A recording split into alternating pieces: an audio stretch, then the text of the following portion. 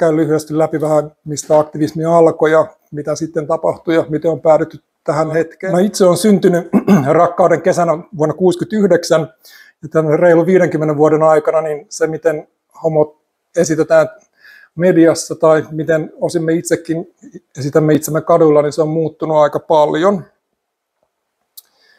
Ja myös ehkä se, että miten me itse koemme itsemme, niin sekin on sitten muuttunut. Ja muutos ei tietenkään, kuten olemme nyt viime vuosina huomannut, niin se ei aina mene niin kuin pelkästään sitten siinä hyvään suuntaan, niin se voi myös ottaa vähän takapakkia. Ja homoseksuaaliselle miehelle itselleen, mä tarkoitan nyt tässä lähinnä sitä niin kuin täysin homoseksuaalia miestä, jolla ei ole minkälaisia biseksuaalisia mieltymyksiä.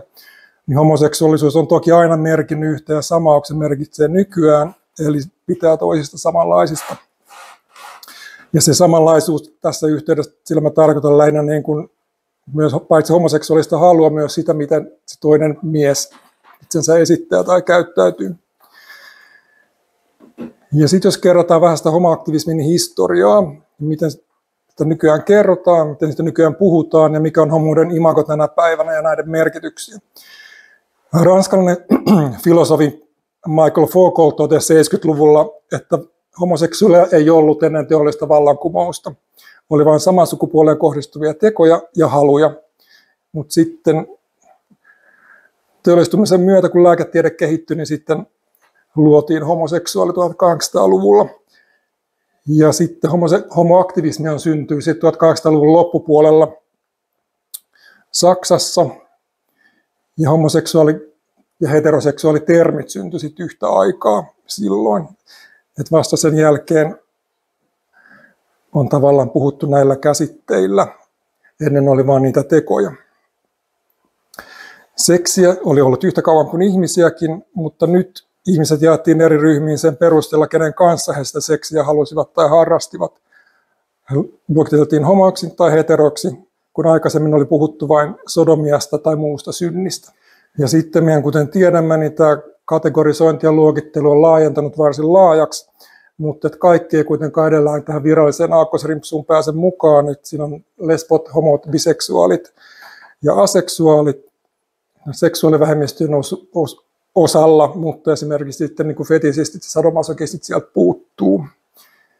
Sitä voimme tietysti pohtia, että mistä syystä.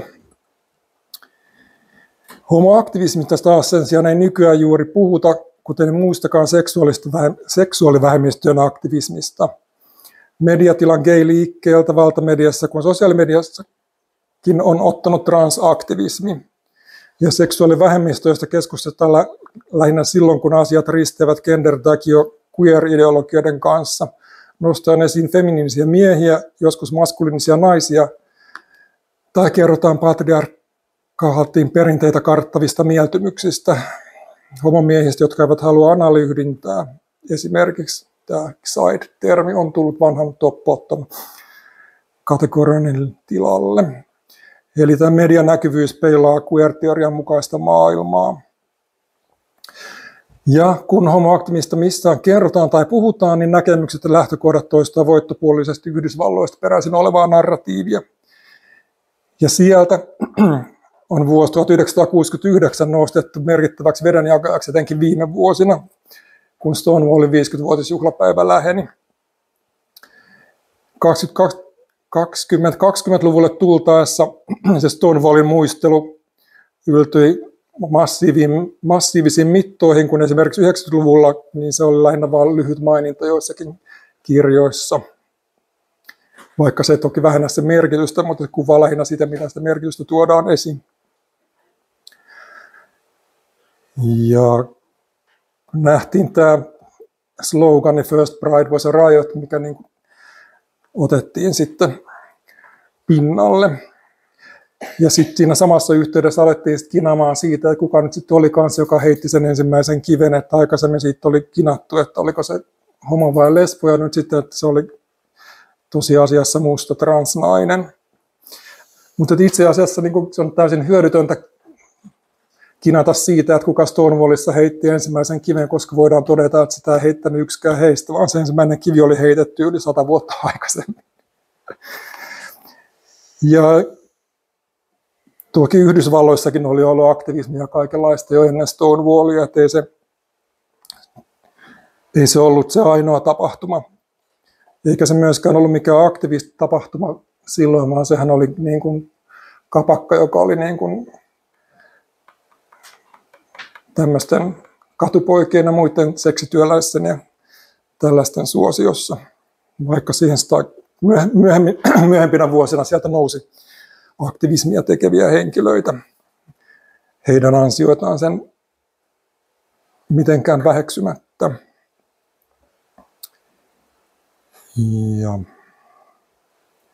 sitten tosiaan on syytä muistaa se, että Stonewallia aikaisemmin esimerkiksi Ranskan vallankumouksen yhteydessä 1700-luvulla poistettiin homoseksuaalisuus rikoslaista. Tosin se nyt, jos sen näin toteaa, niin se antaa vähän turhan ruusuisen kuvan, että sieltä poistettiin paljon muutakin sieltä rikoslaista samassa hötäkässä, ja ei ne homojen asiat nyt ihan sit täysin ok siellä olleet, mutta kuitenkin, jos halutaan nostaa tätä eurooppalaista identiteettiä, niin meillä on kuitenkin sitten siellä tämmöisiä asioita, ja samoin sitten niin kuin Ruotsi poisti homoseksuaalisia rikoslaista vuonna 1944.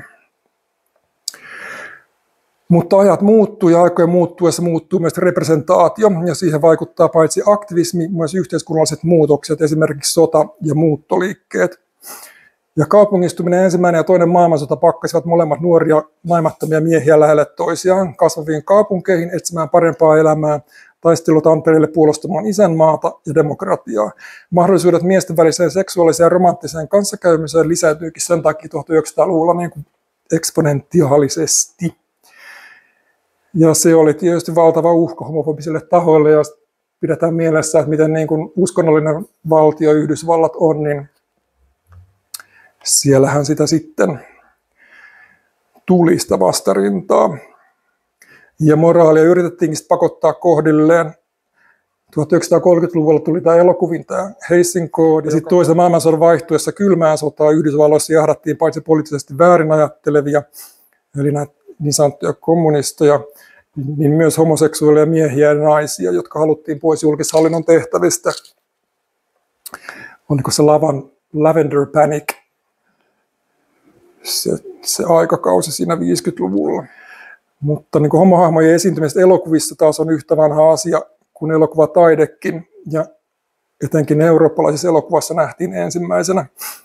Ja siinä on Suomella osuus vuoden 1916 Siivet-elokuva, on Helsingissä syntyneen Maurits Stillerin ohjaus.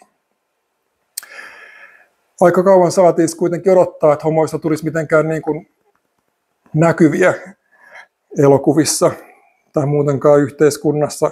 Ja mä kattelin tuolla Internet Movie Databasessa on kronologinen lista elokuvista, missä on niin kuin homohahmoja tai homoasiaa. 40-luvulla sieltä on 3 elokuvaa, 50-luvulta oli 9 elokuvaa, 60-luvulta oli jo 40 elokuvaa, eli 4 kertaa enemmän kuin edeltävällä vuosikymmenellä ja 2 kertaa enemmän kuin ennen 60-lukua yhteensä. Valtava määrä homoaiheisia elokuvia ennen Stonewallin rähinää. 70-luvulla lista kasvaa, silloin reilu 60, ja 80-luvulta listataan jo 80 elokuvaa. 70-luvun tullen meitä alkoi näkyä myös televisiossa. Yksi varhaisimpia television homohahmoja oli silloin suositussa jenkkisaippuassa nimeltä Kupla. Siitä ajasta on ehkä vähän vaikea ymmärtää, tai tästä ajasta on vähän vaikea ymmärtää television merkitystä. 80-luvun jälkeen syntyneet tuskin saavat kiinni siitä, miten valtavia media-ilmiöitä 80-luvun suosikkisarja Dallas ja Dynastia oli. Sellaisia katsojalukuja tai semmoista niin kuin kattavuutta ei enää tässä sirpaloituvassa maailmassa saada. Näissä molemmissa oli homohahmo.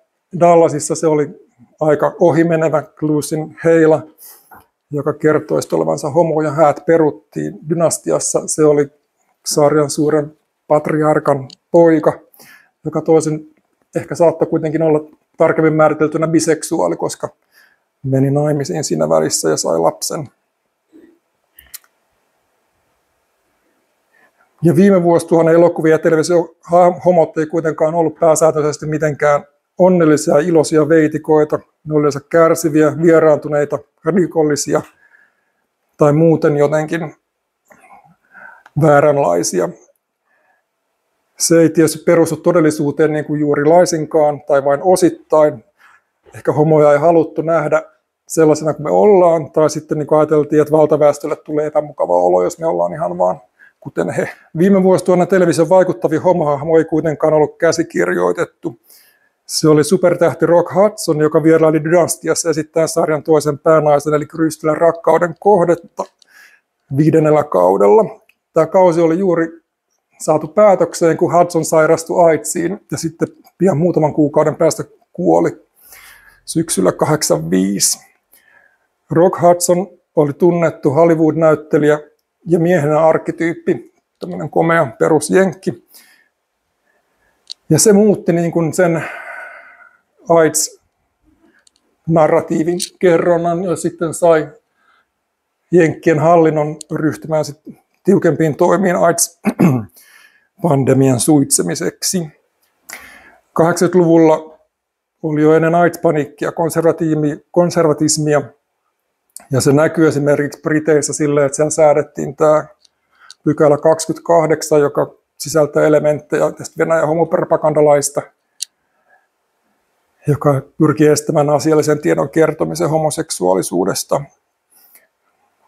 Aika jännää on, että se pykälä kumottiin vasta vuonna 2003, eli se on voimassa 25 vuotta. Ehkä nyt loppua kohden kuitenkin vähän vaimentuen. Ja tuo AIDS-epidemia oli tässä mukana sen takia, että se leimasi erityisesti homomiehet, ennen kuin siihen saatiin se tehokas lääkitys silloin 90-luvun lopulla. Ja sitten vasta AIDS-stigma alkoi väistyä. Sillä oli tavallaan niin kuin myönteisiä seurauksia myös sen takia, että ehkä lisäsi homomiesten välistä yhteisöllisyyttä ja tavallaan toi sympatiaa sit yhteisöä kohtaan valtaväestöltä. Elokuvissa homohahmo oli kuitenkin yhä useammin tai vähemmän naismainen kaakattaja, etenkin isommissa menestyksissä, kuten Birdcage, Priscilla, oli naisen esittäminen, drag queen ilmaisu vielä niin kuin oleellisesti kytketty homomiehiin. Mutta 90-luvun myötä tuo muutos sitten kuitenkin alkoi aika isosti. Ja mun mielestä niin kuin merkittävin televisiopuolen sarja oli Tales of the City, joka ensimmäinen kausi tuli 1993. Kaikkia niitä kausia oli 4, 98, 2001 ja sitten 2019 tuli Netflixille vielä. Se kuvittaa aika koskevasti homon olevisen Amerikassa 70-luvun lopulta 2020-luvun kynnykselle. Ja siinä aika kutkuttavasti sitten viimeisellä kaudella käydään läpi sukupolvien välistä eroa. Boomerit vastaan zoomerit. Ja televisio- ja elokuvanäkyvyyden lisääntyessä homohahmot ovat tulleet yhä tavallisemmiksi. Suomessakin nähtiin 90-luvun poliittisen satiirisarjan Hyvät herrat stereotyypitelty homohahmo Håkan, mutta sitten heti 2000-luvun tullen niin Salatuissa elämissä tuli Kalle, joka sitten oli aika tavallinen henkilö. Ja sitten aika pian niin kuin kaikki häveliäisyys sitten jo jäikin pois. Vuonna 2007 nähtiin kotimainen Teemu Nikin ohjaama lyhyt elokuva Kaveri, joka kertoo raavaiden ei enää nuorten miesten kokeilusta homoseksin parissa. Minä olen aina miettinyt, että miltäköhän se tuntuu, kun pannaan perseeseen. On elokuvan ensimmäinen repliikki ja sitten siinä aletaankin jo tosi hommiin. Tietysti jo 1969 tehtiin ja julkaistiin suomalainen homolyhyt elokuva Oletko sinä?, jonka aiheessa on nuoret homomiehet. Sen ohjasi Ylelle Matti Lehti ja siinäkin petipuuhin päähdytään. Mutta toinen nuorista miehistä siinä on vielä käytökseltään hyvin naismainen. Nykyään sitten ollaan jo hyvin pitkällä tästä. Homojen kommelluksia ja romantiikkaa näytetään jo samalla tavalla kuin heteroidenkin ja etenkin niin kuin suoratoistopalveluista näitä sarjoja on aika paljon.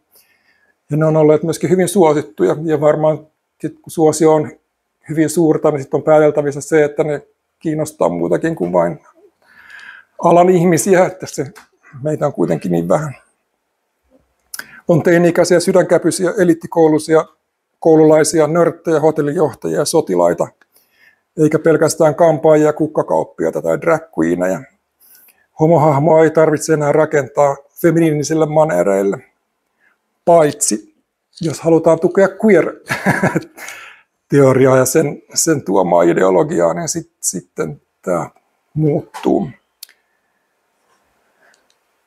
Eikä se kuitenkaan ole sitten ihan niin kuin näin yksinkertaista, että se representaatio menisi vaan parempaa ja kaikki menisi paremmin, sillä jo 8 vuotta sitten vuonna 2017 kerrottiin, että Hollywoodin suurtuotannoista karsitaan homohahmoja ja toki myös muuta seksuaalista kuvastoa. Ja syy ei suinkaan ollut länsimaissa, vaan sitten näiden suurten elokuvatuotantojen markkinoinnissa muihin maihin, Lähi-Itään ja Kiinaan, mistä on isot markkinat.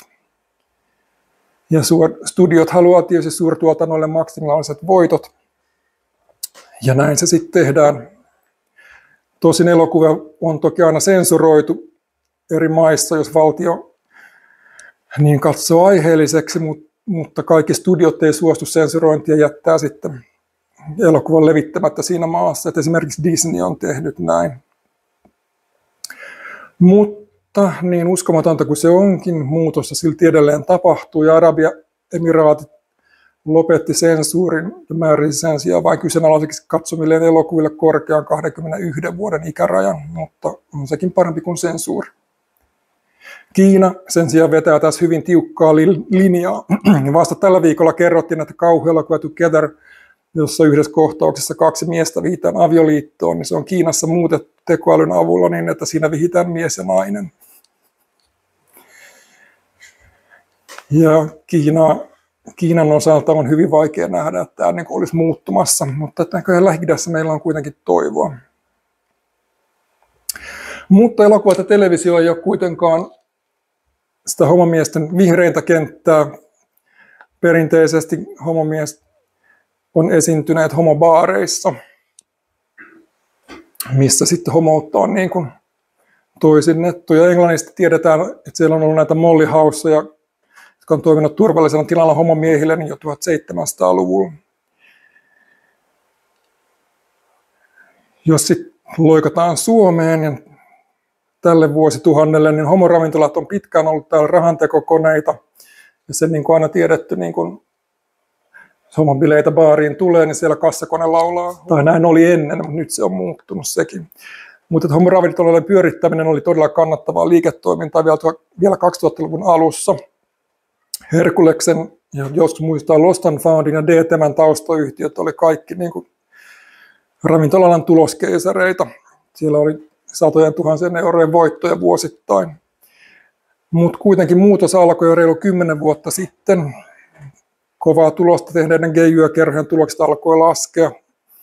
Ja sitten 2011 konkurssi veikin sekä Lostarin että DTM:n. Tosin DTM:n liiketoiminta jatkuu uudella omistajalla kuukauden tauon jälkeen. Ja tässä yhteydessä sitten oli tapahtunut sellaisia muutoksia, että DTM pyrittiin osittain brändäämään uudelleen vahvistamalla sen imagoa gay-yökerhona. Iso-Robertin kadun suuren kaksikerroisen DTM:n ongelmana nähtiin liiallinen valtavirtaistuminen. Sen oli lesbojen jälkeen löytäneet myös monet julkisuuden henkilöt ja sen kehityskulun myötä myös heteromiehet, jotka tulivat homoyökerhoon etsimään naisseuraa. Mä olin siinä 2011-2012 taitteessa ja QX-förlagilla töissä. Tehtävänä oli niin kuin etsiä deittisivusto Cruiserille mainostajia ja yhteistyökumppaneita. Ja siinä yhteydessä sitten DTM:n uudet omistajat otti yhteyttä ja haluttiin tämän brändin kirkastamisen tiimoilta. Ja me tehtiin siinä yhteistyösopimus ja samalla päätettiin sitten QX:n sisällä niin kuin nopeuttaa omia suunnitelmia ja sitten aloittaa QX.fi-julkaisu samaan aikaan helmikuussa 2012. Siinä DTM vippikortin puolelle takapuolen täytti Cruiserin logo ja sitten meille tehtiin yhteistyödiili, että meillä oli kerran kuussa siellä Cruiserin miesten bileet. Tämä yhteistyö kuitenkin sitten päättyi sopimusrikkomukseen DTM:n puolelta. Sitten tässä voin suunnata pientä kritiikkiä sitä väitettyä yhteisöllisyyttä kohtaan, että sitä ei hirveästi ole ollut enää näinä aikoina. Vielä 2018 Hercules ja Manstreetin taustayhtiö oli kannattavuudeltaan ravintola-alan parhaasta neljänneksessä ja edelleenkin se tekee voittoa, mutta uusi DT meni taas konkurssiin viime kesänä. Ja tässä välissä oli se lyhyt G-Lounge-yökerhon tähdenlentofoorumin kattojen yllä. Muutos tosi liittyy useampaan seikkaan, jonka myötä homobaareille ei enää ole samaa tarvetta kuin aikaisemmin. Ei vaikka aina ottaa nousee ääniä väittämään muuta ja julistamaan oman tilan merkityksellisyyttä. Taloudellinen realiteetit ovat kuitenkin viimeisten 10 vuoden aikana osoittaneet muiset väitteet nostalgiseksi fantasiaksi. Toisaalta Tukholmassa on hyvin vilkas homobaari ja klubikulttuuri. Että ehkä meillä se on sitten niin kuin kiinni yrittäjän mielikuvituksen puutteesta. Tosin tämä on aika laajempi kansainvälinen ilmiö, että homopaikat, homobaarit menee kiinni, ihmisiä ei enää kiinnosta. Yökerhotkaan, heteropuolellakaan, niin suljetaan myös siellä. Deittiapit ja muut ovat tulleet ja täyttäneet sen tilan. Mutta sitten taas sen sijaan homopuolella niin erilaiset seksiklubit, saunat ja sellaiset taas ovat pysyneet voimissaan, että niitä tämä kato ei koske. Sitten jos puhutaan hetki mainonnasta, niin se alkoi kehittyä sitten vuonna 1980. Absoluutin sanotaan olleen ensimmäinen brändi, joka mainosti homolehdessä Jenkeissä, ja sittenhän niitä tuli Ikea ja muuta, ja nythän niitä on nähty vaikka mitä, että se ei ole enää mikään ongelma näyttää homomiehiä mainonnassa. Vuosituhannen muuttuessa gay-liike oli saavuttanut ehkä jopa suunnilleen kaiken, paitsi avioliittoa ei ollut Suomessa vielä saatu. Ja samalla sitten niin kuin oli alkanut nousta tarvetta toisenlaiselle aktivismille. Ja siellä sitten AIDS-taistelun lomassa niin tämmöinen aktivistiryhmä kuin ACT UP otti käyttöön queer-sanan. We are queer and we are here. Ja vuosituhannen vaihteeseen tullessa niin se alkoikin korvata gay-sanaa. Että tässä gay-liikkeen historiassa näkyy tämä terminologian muutos, että ennen ollut mitään, oli vain syntiä, sitten oli homoseksuaalisuutta, sitten oli gay, sitten oli queer. Queer on siitä ongelmallinen englannin kielen sana, että se ei niin kuin suomeksi tarkoita yhtään mitään, eikä siihen liity mitään mielikuvia. Se tarkoittaa sanakirjan mukaan outoa ja tavallisuudesta poikkeavaa, erikoista, epätyypillistä ja perverssiä. Ja sitä voi hyvällä suulla kutsua tavallaan taikasanaksi, sillä se on 100 vuoden aikana muuttunut aika lailla vastakohdakseen. 1900-luvun alussa niin kerrotaan, että New Yorkin katukuvassa näkyy aika paljon naisellisia homomiehiä, joita kutsuttiin feeriksi. Ja sitten siitä oli nämä tavalliset homomiehet, jotka ei pitäneet miehistä, joilla on naisellisia piirteitä, niin ne eivät pitäneet siitä ja halusivat tavallaan määritellä omaa identiteettiä itseään ryhmänä ja ottivat sitten käyttöön tämän queer-termin. Ja se yleistyi tarkoittamaan homoseksuaalisuutta sen jälkeen, kunnes sitten 50-luvulla siitä tuli haukkumasana. Silloin siinä oli aluksi siis kyse homomiesten välisestä määrittelystä ja identiteetistä. Samalla paitsi haluttiin tehdä pesäero näihin naisellisesti käyttäytyviin homomiehiin, niin myöskin heteromiehiin, joilla on satunnaista seksiä miesten kanssa.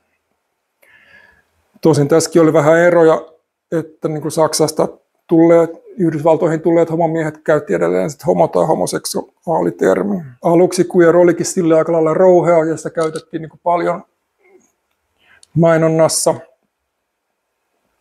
Ja televisiosarjoissa voitte muistaa Queer as Folkin ja Queer Eye for the Straight Guy esimerkiksi. Mutta sitten mitä pidemmälle tavallaan toi queer-teorian ja feministisen liikkeen liitto, mihin ne tavallaan liittyy toisiinsa niiden edistyminen, niin eteni, niin sitten queer-sanaan tuli sitten sitä vasemmistolaista ja aktivistista leimaa sen verran, että se ei enää tarkoita pelkästään, niin kuin, tai oikeastaan se ei tarkoita oikeastaan ollenkaan seksuaalidentiteettiä, että queer on enemmän niin kuin tapa olla ja tapa vastustaa, että se ei ole,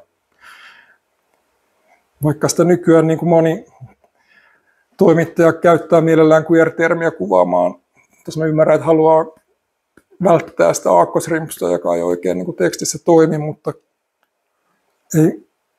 en pidä siitä, että queer-termiä käytetään niin kuin yleisnimikkeenä homoista, lesboista ja muista seksuaalivähemmistöistä, koska queer ei siihen niin kuin mun mielestä taivu. Jotenkin merkittävissä HBT-medioissa, kuten Pink Newsissa, on näkynyt jännittäviä toimituksellisia kannanottoja tuohon queer-termiin. Gayn korvaamista queerilla on perusteltu muun muassa sillä, että gay on ollut yleinen haukkumasana nuoremmalle sukupolvelle. Ja siksi queer olisi parempi. Se on taas historiaa vasten kumma, koska queer on ollut haukkumasana muutamia vuosikymmeniä aikaisemmin. Ja miksi queer-teoria sitten olisi niin kuin ongelmallinen? Queer-teoria katsoo, että gay on tavallaan niin kuin mennyt liian pitkälle, että se ei ole enää niin kuin tarpeeksi rouhea eikä tarpeeksi niin kuin kapinallinen tätä systeemiä kohtaan, mitä queer-teoria vastustaa. Eli se vastustaa kaikenlaista kategorisointia. Sinällään se on siinä hyvä, että toisaalta voidaan niin kuin historian jatkumolla nähdä, että ihmisten luokittelu homoiksi, lesboiksi ja niin edelleen, niin ei ole kauhean hedelmällistä, koska se tavallaan, niin kuin sit, jos on niin kuin mies, joka on vaikka naimisissa ja on sitten miehen kanssa, niin sitten hän alkaa miettiä, että hän on niin kuin homo, ja sitten hän saa tavallaan niin kuin niskaansa kaiken sen häpeän ja kaiken sen taakan, mikä niin kuin homoseksuaalisuudelle niin kuin laitetaan. Sellainen termi on, kategoria on tavallaan niin kuin lyömä ase ja ansa. Et se tietysti queer-teoriassa on hyvä, että se pyrkii purkamaan nämä kaikki, mutta se ei ehkä ihan niin kuin ole mennyt sit läpi tämä puoli, että siitä niin kuin nousee nämä anarkistiset piirteet enemmän pinnalle.